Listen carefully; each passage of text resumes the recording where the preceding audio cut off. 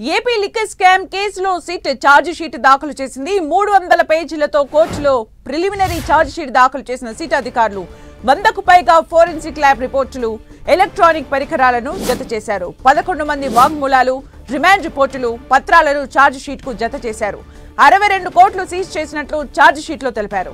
268 మంది సాక్షులను విచారించినట్లు తెలిపిన సిట్ బ్యాంకులు, హాస్పిటల్స్, బంగారం షాపులు, రియల్ ఎస్టేట్ కంపెనీల్లో పెట్టుబడుల వివరాలకు సంబంధించిన స్టేట్మెంట్లను పొందుపరిచింది. 20 రోజుల్లో మరో ఛార్జ్ షీట్ దాఖలు చేస్తామని తెలిపారు సిట్ అధికారులు. మరోవైపు లిక్కర్ కేసులో 6 గంటలకు పైగా మిథున్ రెడ్డిని విచారిస్తున్నారు సిట్ అధికారులు. పలు కీలకమైన అంశాలను రికార్డ్ చేస్తున్నారు. ఇవాళ రాత్రి సిట్ కార్యాలయంలోనే ఉండనున్నారు మిథున్ రెడ్డి. రేపు ఉదయం మిథున్ రెడ్డి అరెస్టును ప్రకటించే అవకాశం ఉంది.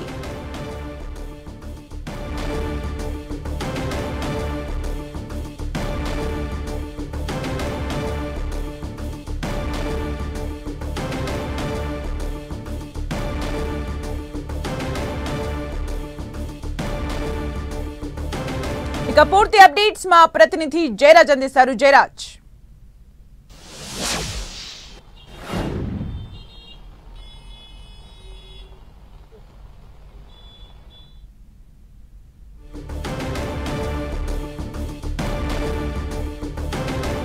ఇవాళ రాత్రి సిట్ కార్యాలయంలోనే మిథున్ రెడ్డి ఉండనున్నారు.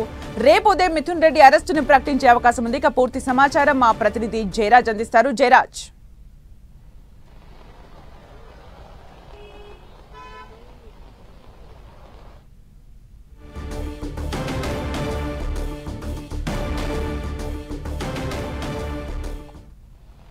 మద్యం కుంభకోణంలో కీలక పరిణామం చోటు చేసుకుంది. ప్రాథమిక ఛార్జ్ షీటును కోర్టులో దాఖలు చేశారు. 300 పేజీల ఛార్జ్ షీట్ ఈ రోజు కొద్దిసేపటి క్రితమే సిట్ బృందం ఆ కోర్టులో దాఖలు చేసింది. దాదాపు 300 పేజీలతో కూడినటువంటి కీలకమైనటువంటి సాక్ష్యాధారాలు, అదేవిధంగా 100కు పైగా బ్యాంక్ స్టేట్మెంట్లు, హార్డ్ డిస్కులు, అదేవిధంగా 268 మంది సాక్షుల వాంగ్మూలాలతో కూడినటువంటి ప్రాథమిక ఛార్జ్ షీట్ ని ఏసీబీ కోర్టులో దాఖలు చేశారు.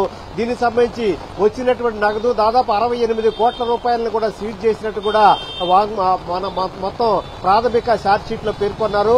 వివిధ ప్రాంతాల నుంచి ఎక్కడి నుంచి నిధులు వచ్చాయి, ఏ ఏ ప్రాంతాలకు తరలి వెళ్లాయి, ఎవరెవరు దీంట్లో భాగస్వాములుగా ఉన్నారు అనేటటువంటి అంశాలు కూడా కీలకమైనటువంటి అంశాలు ఈ ప్రాథమిక ఛార్జ్ షీట్ లో దాఖలు చేశారు. మొత్తం 11 మందిని ఇప్పటి వరకు కూడా రిమాండ్కి పంపారు. వారికి సంబంధించినటువంటి స్టేట్మెంట్లు కూడా ఇందులో పొందుపరిచినటువంటి పరిస్థితి ఉంది. మొత్తమే చూస్తే గత 90 రోజులుగా జరుగుతున్నటువంటి మొత్తం కీలకమైనటువంటి ఈ కేసులో 90 రోజులుగా జరుగుతున్న పరిణామాలు, సిట్ బృందం చేసిన దర్యాప్తు, దానికి సంబంధించిన సాక్ష్యాధారాలు, వాటికి సంబంధించిన అనేకమైన కీలకమైనటువంటి అంశాలన్నీ కూడా ఇందులో పొందుపరిచారు. కొద్దిసేపటి క్రితం ఏసీబీ కోర్టులో 300 పేజీలతో కూడినటువంటి ప్రాథమిక ఛార్జ్ షీట్ ను దాఖలు చేశారు. మరొక 20 రోజుల్లోగా రెండవ పూర్తి స్థాయి ఛార్జ్ షీట్ ను కూడా దాఖలు చేస్తామని చెప్పేసి సిట్ బృందం పేర్కొన్నటువంటి పరిస్థితి. ఇది కీలకమైనటువంటి కేసు. దీంట్లో ఇప్పటికే మొత్తం 268 మంది సాక్షుల వాంగ్మూలాలు కూడా తీసుకున్నట్టు కూడా పేర్కొన్నారు. మరొక కీలకమైన అంశం, ఈ రోజు 12:30 గంటల తర్వాత ఈ రోజు దీంట్లో 4వ నిందితుడిగా ఉన్నటువంటి ఎంపీ మిథున్ రెడ్డి కూడా సిట్ బృందం విచారిస్తా ఉంది. ఈ రోజు కూడా ఇప్పటి వరకు కూడా గడిచిన 7 గంటలుగా ఆ సిట్ బృందం మిథున్ రెడ్డిని విచారిస్తుంది. అనేక అంశాల గురించి ఆయన ప్రశ్నిస్తున్న పరిస్థితి ఉంది.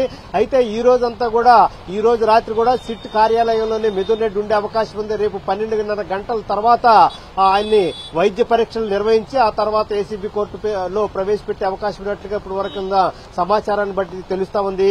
దీంట్లో మొత్తం 44 మంది పైన ఎఫ్ఐఆర్ దాఖలు చేస్తే 11 మందిని ఇప్పటి వరకు కూడా అరెస్ట్ చేసి రిమాండ్కి పంపినటువంటి పరిస్థితి ఉంది.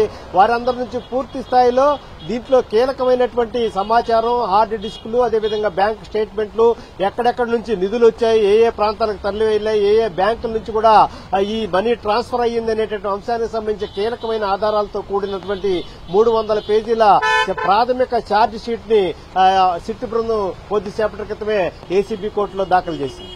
Thank you Jayaraj for the updates.